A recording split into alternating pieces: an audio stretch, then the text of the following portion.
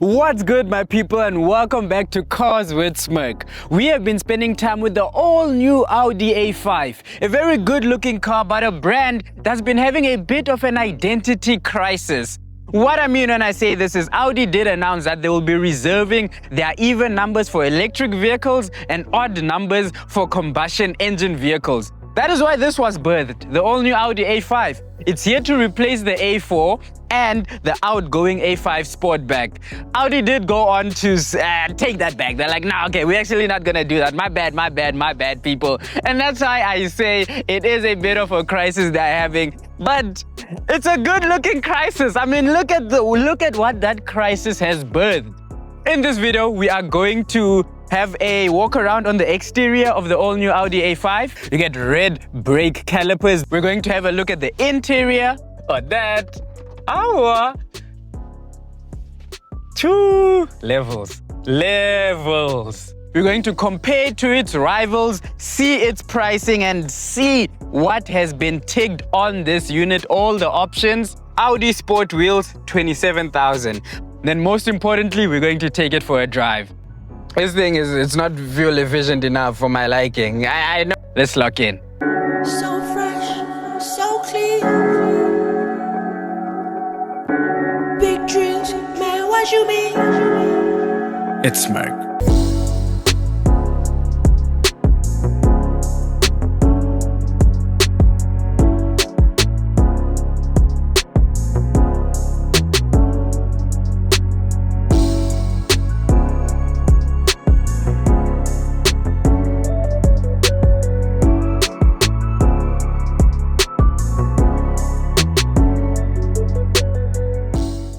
Pricing for the all-new A5 starts at 1.2 million rands. This has been ticked with a lot of boxes, bringing it up to 1.5 million rands. Yes, it's a lot of money, and that's a lot of kidneys you have to take out to get this, but I think it might be worth it.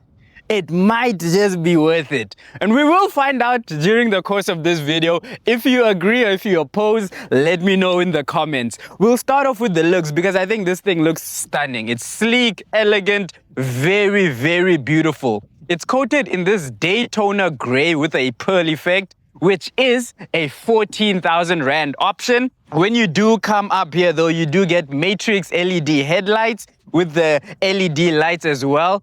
Being Audi, you know how they're going to do it. These lights can do a lot of dances, and you have 8 options to choose from on the type of dance you want it to do when you unlock and lock it. It's pretty cool. It's very, very cool.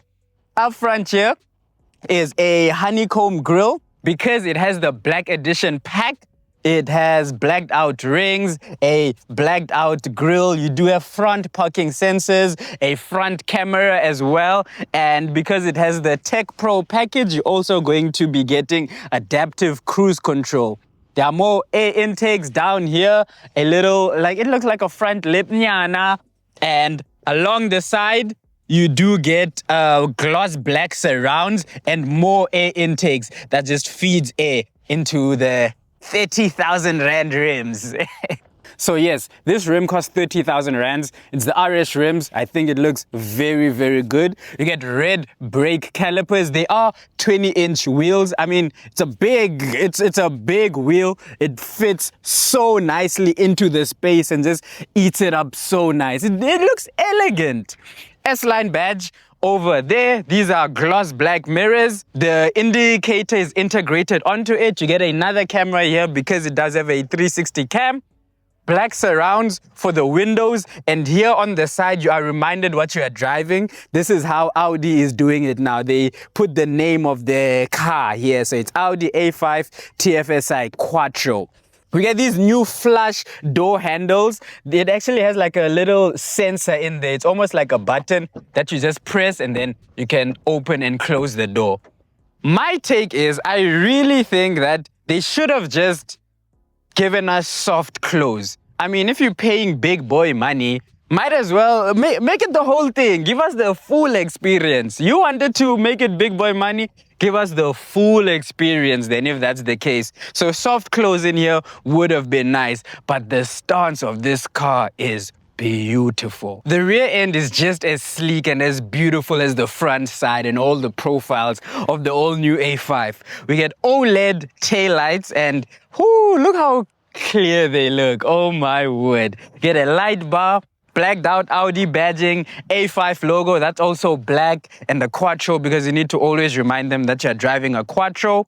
Trailer hitch, which is another option on the car. It is an electronically deployable trailer hitch, and boom, you press a button that opens, and then you get a very large boot.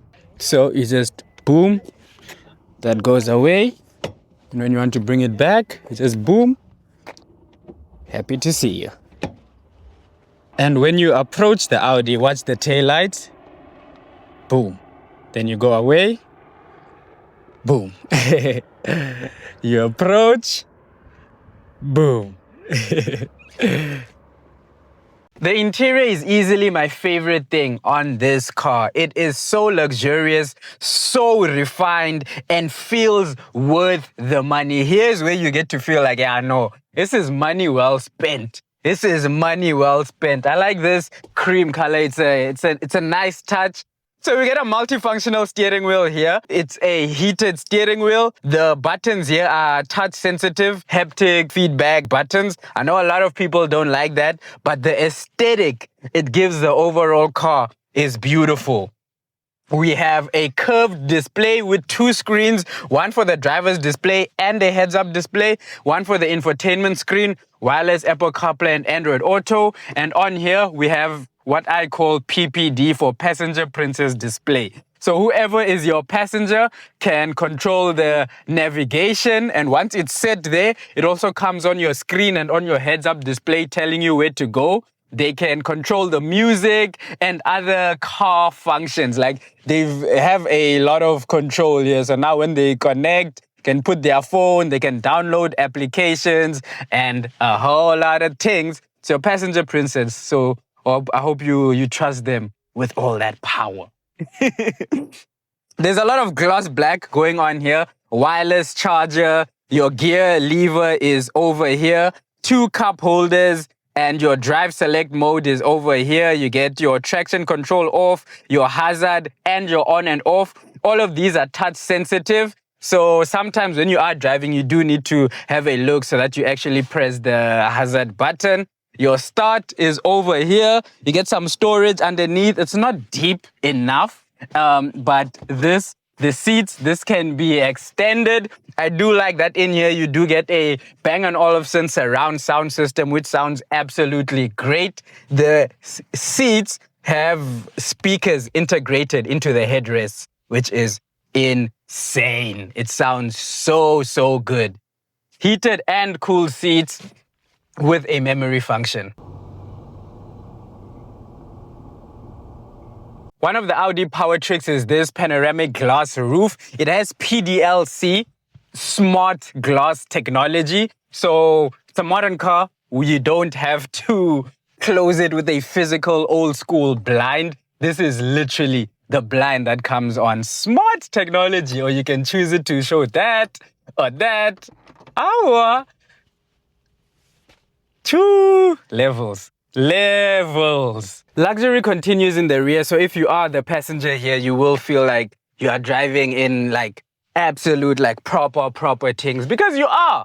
Look at it, feels comfortable, spacious enough. Taller people will also feel that it is spacious. Headroom is sufficient, and the rear passengers both get heated seats as well. So you do get heated seats in the back there, and 2 more cup holders over here. This is proper stuff. This is proper stuff. But while we are here, I just want to read you some specs, some options that are here. Daytona Pearl Effect, 14,000.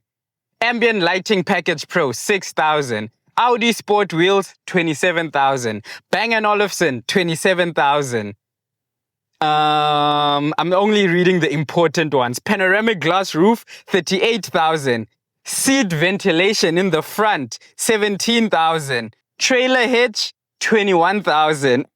Infotainment Package Pro, 44,000. Tech Pro, 100,000 rands. Let's go for a drive.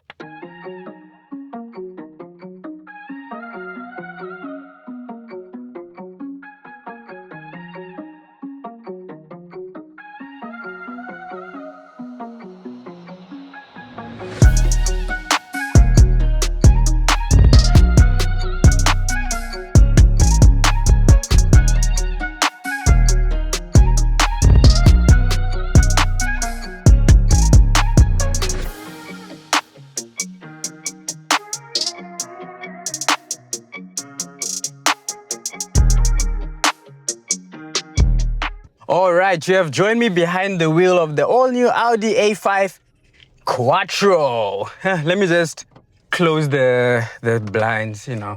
Let me just do that quickly. Nah, I don't want it to be fully closed. Let me actually open it. I think that's cool. Come on. So the Audi A5 is powered by a 2-liter petrol engine producing 200 kilowatts and 400 Newton meters of torque that drives all 4 wheels because this is a Quattro and it's mated to a 7-speed S-tronic automatic transmission. It is kitted with adaptive S suspension. So it feels very, very good and it feels very solid. You do have 4 drive modes. It's efficiency, comfort, dynamic, or individual. Individual, you can play around with the settings so that it suits what you're doing. It is one of the few cars that I've got to drive or that I've driven, and once you put it in comfort, there is actually a difference. Most cars usually have either a sport mode and a normal mode, and there's nothing. You can't feel any difference. It's just all in the head. But in here, once you change the drive mode, you can actually feel it. Put it in dynamic, car becomes lively, stiffens up, steering wheel stiffens up as well. It gets ready to be active on the road. Throttle response is on point. Put it in efficiency mode, it's a lot more relaxed. And once you put it in comfort mode, it's a lot more bouncy on the road, a lot more wafty on the road. It just floats on about on the road. So the suspension in here is very impressive. And I was like, oh, this is very, very good. This is very, very nice. The power is perfect. I mean, 200 kilowatts, 400 Newton meters of torque. That is more than sufficient. You never feel underpowered when you are driving this, or you never feel the need of you wanting some more power. And I slightly did feel like I needed more power when I was driving the C-Class, and that had some hybrid assistance. But in here, this is clean. This is clean. It's proper. I really like the way this car feels and the way that it drives. Petrol-wise, it has a 56-liter tank, but that 56-liter tank only gives you just under 500 kilometers on a full tank. I've traveled about 1,000 kilometers during my time with the Audi A5, and I have been averaging 10 liters per 100 kilometers. Okay, so I have actually been averaging 10.6. In traffic, this thing eats a lot of petrol. It is quite heavy on fuel when you are driving in traffic because the numbers can go up to 11, 12, a lot higher. But once it breathes, you get on the open road, it's very easy. It breezes and then it can go down to your 7s, to your 8s.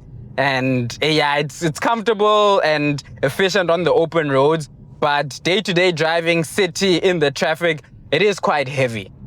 Pricing does start at 1.2 million rands. But once you spec it like a big boss that you are, it will now come up to 1.5 million rands. And you will be happy. It's a proper spec. It's just a lot of money that you have to consider. And I would like to say that I feel like the money it's justified. So 1.2 million rands is a lot of money. But in this car, it does feel justified. It gives you a big boss presidential feel when you are driving it, and you get a lot of respect on the roads, a lot of it.